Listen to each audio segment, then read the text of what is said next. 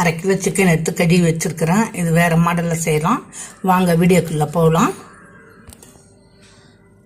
அதுக்கு 1/2 ஸ்பூன் இஞ்சி சாந்து, 1/2 ஸ்பூனு பூண்டு சாந்து,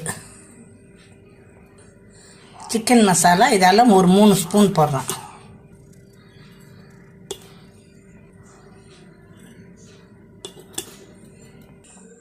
மிளகுத்தூள் ஒரு 1/4 ஸ்பூன் தான் போடுறோம். தயிர் 1 ஸ்பூன் போடுறோம் கட்டியாக.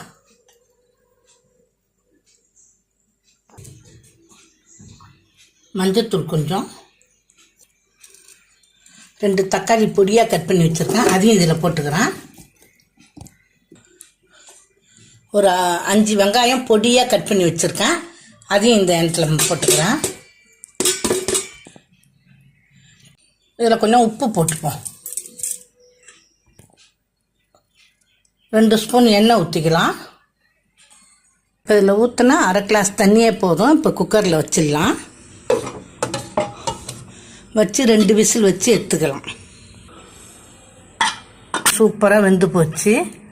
இதை நம்ம இப்போ தாளிக்கலாம்.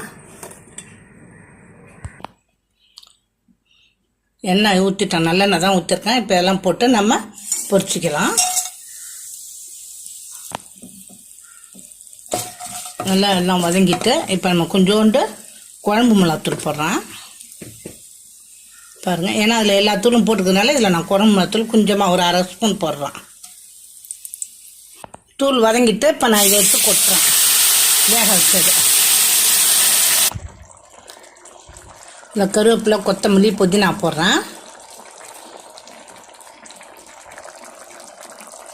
இப்போ இதை மூடி ஒரு 10 நிமிஷம் வேக விடுவோம். நடுவில் ஒரு தடவை கிண்டி விடுவோம்.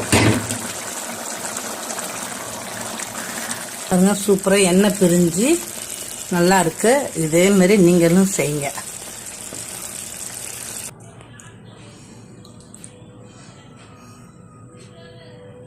பாருங்க எவ்வளோ சூப்பராக இருக்குது. நல்லா கிரேவியாகவும் இருக்குது. இட்லி, தோசை இதுக்கு வேணாலும் சூப்பராக வச்சு சாப்பிட்லாம். பாருங்கள், அப்படியே சூப்பராக இருக்குது. பாருங்கள், அப்படியே நல்லா அப்படி தொட்டு நல்லா சிக்கனோட எடுத்து சிக்கனோட எடுத்து சூப்பராக எடுத்து சாப்பிட்லாம். இதேமாரி நீங்களும் செஞ்சு சாப்பிட்டு பாருங்கள். சப்ஸ்கிரைப் பண்ணுங்கள், லைக் பண்ணுங்கள், ஷேர் பண்ணுங்கள்.